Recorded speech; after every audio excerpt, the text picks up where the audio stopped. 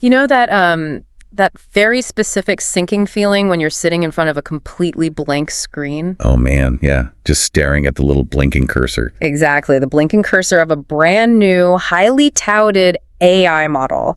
And you understand intellectually that the system humming behind it has incredible capabilities, right? Right. I mean, it's ingested the entire internet. It can write flawless code. Yeah, in dozens of languages. It can analyze millions of fragmented data points in a fraction of a second. Probably draft a master level thesis on global supply chains while it's at it. Exactly. But then you sit down at your desk and you just need it to summarize a convoluted, messy email chain from your marketing department. And the output is just completely useless. Totally useless. It misses the nuance, it hallucinates a deadline, and you're left with the stark realization that we are barely scratching the surface of what this tech can actually do for us in our day-to-day work. The power is there, but the bridge to actually accessing that power in a meaningful way is just, well, it's missing. Right, and it's arguably the defining tension of the modern workplace. We have these unprecedented supercomputers essentially sitting idle at our fingertips. Which is crazy to think about.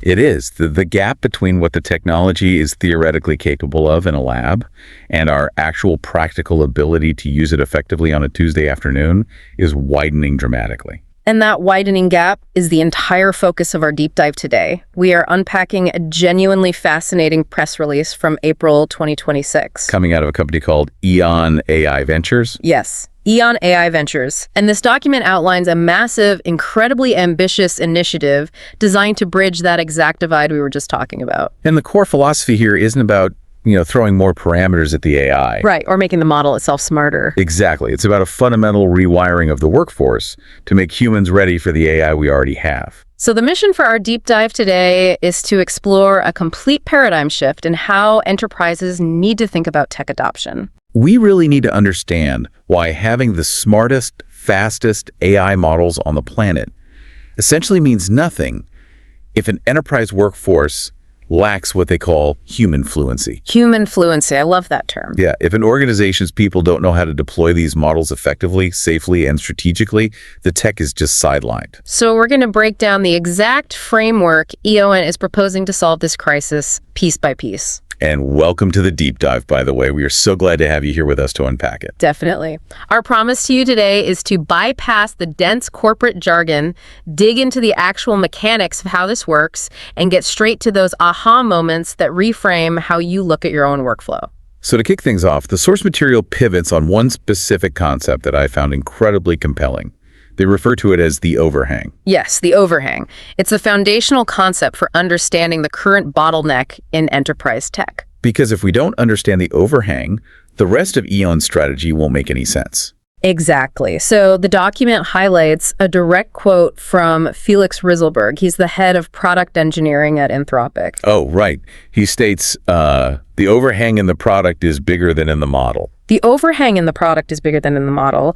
When you stop and actually map that out, the implications are huge. They really are. The bottleneck isn't the underlying intelligence of the AI model anymore. No, the bottleneck is the product layer. And more specifically, the human interacting with that product layer. I mean, think about it like handing an average everyday commuter the keys to a multi-million-dollar Formula One race car. Oh, that's a great analogy.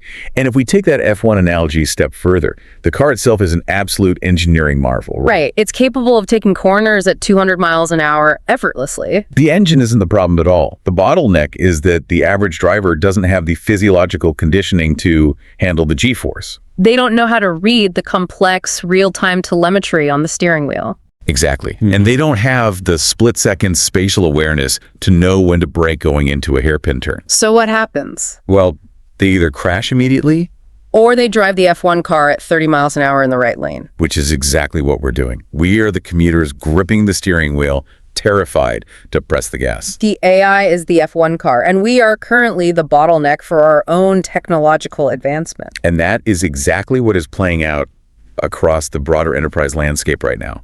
The computational capability is already there. It's actively solving problems more efficiently than we even realize in isolated environments. But the issue EON identifies is that enterprise workforces are fundamentally failing to transition their employees into what they call AI power users. Okay, so let's define what an AI power user actually does. Yeah. Because it sounds like a shiny resume buzzword. It does, yeah. But the document treats it as a highly specific operational capability. From what I gather, an AI power user isn't a software engineer, right? No, not at all. They aren't the ones writing the raw Python code. Or tweaking the neural network weights or whatever. Right. An AI power user is someone who understands the architecture of a business problem well enough to properly onboard AI capabilities into that specific workflow. So they know how to package the AI's raw output so it translates into actionable business value. Exactly. For instance, say an AI generates a brilliant statistical analysis of regional sales data. A standard user just copies and pastes that into an email. Right, which is what most of us do. But an AI power user understands how to structure the initial prompt to account for regional supply chain delays. Oh, okay. They validate the AI's logic against historical company data and then integrate that finding directly into a live inventory management dashboard. Wow. So they're essentially building the guardrails and the context for the AI to succeed. Precisely. And without that workforce-wide onboarding, enterprises are facing a severe skills deficit. The AI is sitting there, revving its engine, and the workforce doesn't know how to take it out of first gear. But let's raise the stakes here a bit. If humans are currently the bottleneck for executing AI tasks, what happens to human value as the AI inevitably takes over more and more of that repetitive execution? Right, because there is a ticking clock underlying this entire EON initiative. A very loud ticking clock. The demographic statistics laid out in the EON document highlight why this is an acute crisis, not just a theoretical problem. We are looking at a massive, unprecedented shift in the labor market. According to the source, 50% of the current workforce is set to retire in the next 5 to 7 years. Wait, half the workforce in the next 5 to 7 years. 50%, yes. That is a terrifying volume of institutional knowledge walking out the door. We aren't just losing bodies, we are losing the invisible, unwritten rules of how an enterprise actually functions. Exactly. The retiring manager who knows that a specific supplier always runs 2 days late, despite what the contract says. Or the engineer who understands all the weird quirks of a 20-year-old server. And that institutional intuition is incredibly difficult to encode into an AI model. I bet. Now, layer that massive brain drain on top of the current state of artificial intelligence. Yeah. The document notes that generic AI right now is hitting about 80% training effectiveness. Okay, so to play devil's advocate here for a second. Sure. 80% sounds pretty good. Like 80% is a solid B-. If an AI can do a task 80% as well as a human, that feels like a massive productivity win. It is a massive win if you are asking an AI to draft a routine press release, or brainstorm marketing slogans or generate concept art. Right, low stakes stuff. In those scenarios, a 20% margin of error just means you spend 10 minutes editing the output. Yeah, that's no big deal. But EON is focused on high-stakes enterprise needs. Imagine an AI managing a heavily regulated pharmaceutical supply chain. Oh, wow. Or analyzing stress test data for a regional energy grid. Or executing compliance audits for a global bank. Okay, yeah. In those environments, 80% effectiveness is not a B-. No, it is a catastrophic, headline-making failure. High-stakes enterprise environments demand 100% precision. Okay, this is where I want to push back a little on the source material, though, because EON makes a very bold philosophical claim here. They do, yeah. They argue that because repetitive execution is being automated by AI, human value is shifting away from doing the actual work and shifting towards strategic decision-making under uncertainty. Right. They claim that judgment and taste are the new scarcity in the workforce. But we are talking about high-stakes operations here. Sure. Is taste something you can actually train into an accountant or a supply chain manager? It feels like EON is trying to metricize an innate human instinct. You either have good judgment or you don't. Right. How do you systematize taste? That skepticism is entirely warranted, because taste sounds like something you evaluate at an art gallery, not a logistics hub. Exactly. But we have to redefine what EON means by those terms in a high-stakes operational context. In an aerospace manufacturing plant or a legacy financial system, errors cost billions of dollars or human lives. Right. In these environments, judgment isn't an aesthetic preference. It is the ultimate non-negotiable safety mechanism. Okay, so practically speaking, what does that safety mechanism look like in action? It's the ability of a human operator to look at an output from an AI that seems perfectly logical and mathematically sound on the surface. But they recognize that it violates the reality of the physical world or the cultural context of the business. Exactly. Let's say an AI optimizes a delivery route that saves 15% on fuel costs. The math is flawless. Okay. But the human operator's judgment recognizes that the AI routed the trucks over a bridge that has an unmapped weight restriction, That's or good. through a neighborhood that has severe noise ordinances during the proposed delivery window. It is exactly like driving with a GPS that confidently tells you to make a right turn directly into a lake. Yes, perfect example. The AI is executing purely on the data it has, but your human judgment, your taste for the messy reality of the physical world, compels you to hit the brakes. And that brings us to the core capability EON is trying to cultivate, which is adversarial reasoning. Adversarial reasoning. We have spent the last century training millions of workers to diligently follow standard operating procedures. Just do what the manual says. Right. We have an acute scarcity of workers who are trained to confidently interrogate and override a supercomputer because their adversarial reasoning tells them the machine missed a crucial nuance. So if human judgment and adversarial reasoning are the ultimate missing links, the safety guardrails we desperately need as AI scales, how do we systematically teach that to an entire enterprise? Because that is the pivot point of the EON document. Right. They aren't just admiring the problem, they're proposing a very specific operationalized solution. And this is where the press release details their core methodology, the AI Fluency program. And it is a massive curriculum. The document outlines a structured program consisting of 5 distinct levels and 100 individual courses. It's huge. But the most striking thing is what is explicitly absent from this curriculum. They are not teaching Python. No, they are not teaching how to adjust the hyperparameters of a large language model. They are hyper-focused on distinctly human cognitive skills. They specifically mandate training in cultural context reading, adversarial reasoning, and trust building under pressure. The sheer scale of the curriculum is notable, but the mechanics of how EON actually implements and measures this learning is where the real innovation lies, I think. Because you can't just hand a 100-course catalog to a corporate workforce and expect a transformation. Exactly. The entire process begins with a diagnostic tool called the EAFI Assessment. Right, because an enterprise workforce is incredibly diverse in its technical literacy. Yeah. You have some employees who are early adopters building their own AI workflows on the weekends. And you have others who are genuinely terrified to input company data into a chat window. Yeah, exactly. So the EAFI, or Enterprise AI Fluency Index, functions as a highly calibrated baseline. Okay.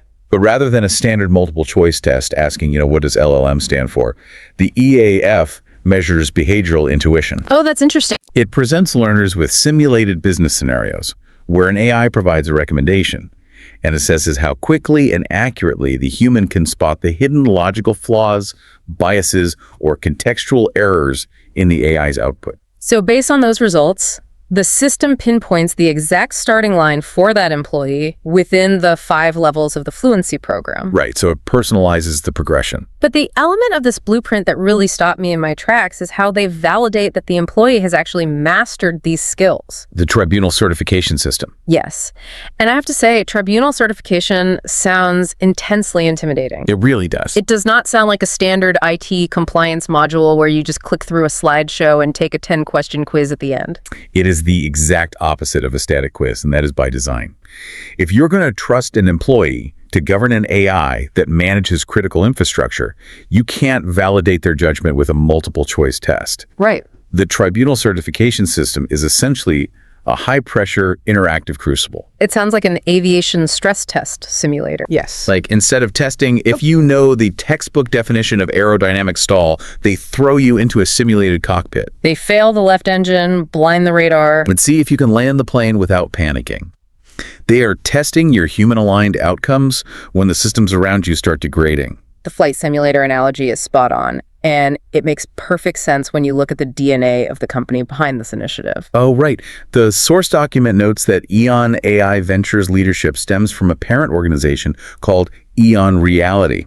And EON Reality brings 25 years of specialized experience in immersive learning and extended reality, or XR solutions. That is a crucial piece of context. They have been building spatial computing and virtual environments for a quarter of a century. So when EON talks about the Tribunal Certification or their deployment platforms like the Virtual Campus and Virtual Compass, we have to shed the idea of a flat 2D web portal.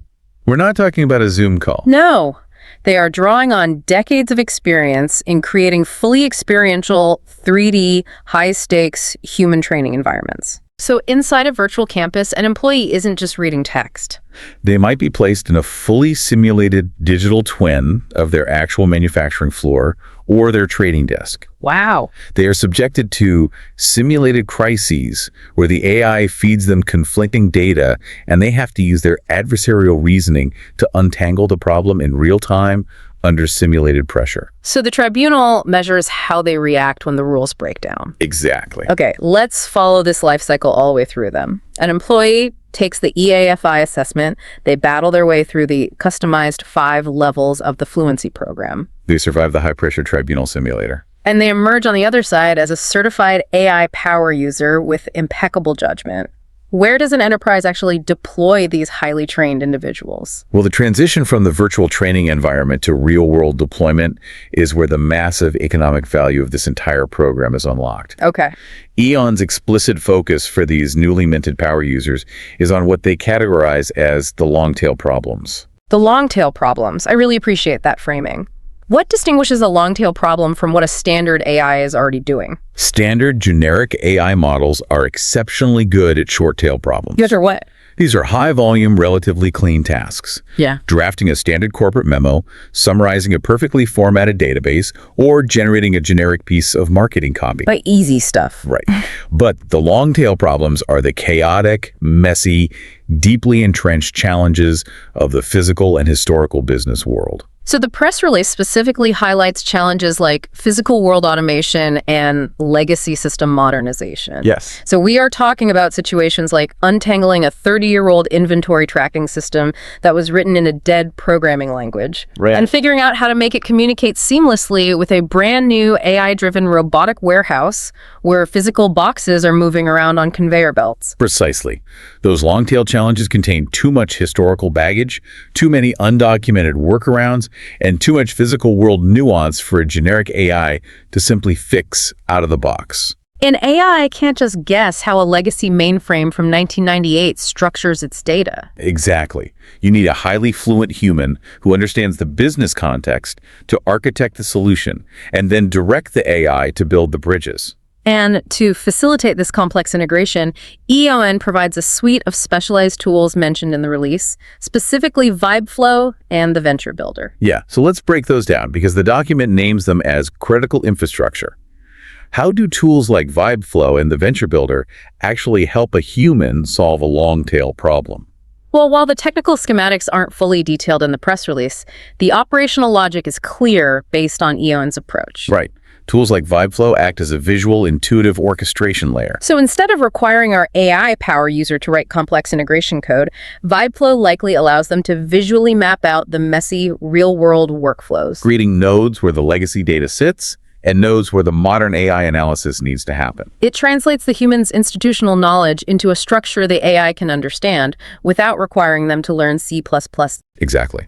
And the Venture Builder takes that a step further, empowering these non-coding power users to assemble modular AI blocks into custom micro-applications. So they can spin up bespoke, highly targeted software solutions to solve incredibly niche, long-tail problems within their specific department. Overnight, without waiting 6 months for the IT department to build it. Think about your own day-to-day work environment for a moment. Are you operating in a pristine, perfectly structured digital ecosystem where every piece of data flows flawlessly? Probably not. Right. Right. Or are you dealing with a messy, long-tail reality? Systems that have been patched together with digital duct tape for the last 15 years, requiring manual workarounds just to function. Because if you're dealing with the messy stuff, the long tail, that is exactly where this new human value is concentrated. And that messy reality is a universal global condition. The EON document underscores the massive scale of this demand. They have established a marketplace that actively connects these long-tail AI-driven solutions to over 4,400 institutional buyers across more than 80 countries. This is not a localized niche software problem. It is a fundamental global bottleneck in how modern work is actually executed. It profoundly reinforces the quote from Dan Lajerskar, the chairman of EON AI Ventures, toward the conclusion of the press release. Oh, I love that quote. He states that the future of workforce transformation isn't about teaching employees how to code AI, but teaching them how to leverage its potential to solve the most complex, high-stakes challenges. It represents a complete operational paradigm shift. The old legacy paradigm of tech adoption was learn to code. The new paradigm, defined by EON, is learn to govern. Learn to govern. That is the perfect distillation of this entire framework. So let's bring all of these threads together. Sure. The major takeaway from this deep dive into EON AI Ventures is a radical recentering of the human element. We need to stop feeling overwhelmed by our inability to understand the complex black box mathematics inside these AI models. Instead, the focus must shift entirely to cultivating our uniquely human capabilities. Adversarial reasoning, a deep understanding of cultural and business context, and the sheer human judgment required to steer these systems safely. The AI models are already waiting at the starting line. The only remaining question is whether we have the fluency to drive them. You know, when we look at the historical trajectory of this technology, it raises a deeply complex, somewhat provocative question that builds directly on EON's entire philosophy. Oh, let's hear it. Well, the fundamental premise of EON's fluency program is that human taste, judgment, and adversarial reasoning are the ultimate irreplaceable bottlenecks. Right. They are the organic safety mechanisms required to govern AI. But the AI models are not static. Sure. So what happens to our workforce value in 3 or 5 or 10 years when these models are explicitly trained on billions of data points of human decision-making, specifically to replicate those exact human cognitive biases and nuanced judgments? Oh, wow. If the AI learns how to simulate our taste and our adversarial reasoning better and faster than we can execute it, Will we eventually need an entirely new Fluency 2.0 just to figure out what cognitive value a human actually brings to the table? Exactly. That is a phenomenal, lingering thought to walk away with. We finally build the rigorous training systems to learn how to handle the G-force of the F1 car, only to realize the car is actively learning how to enjoy the thrill of the race itself. It completely reframes how we look at our own irreplaceable skills. It really does. Thank you so much for joining us on this deep dive. Keep questioning the tools in your tech stack. Keep honing that critical human judgment. And above all, keep learning. We will catch you next time.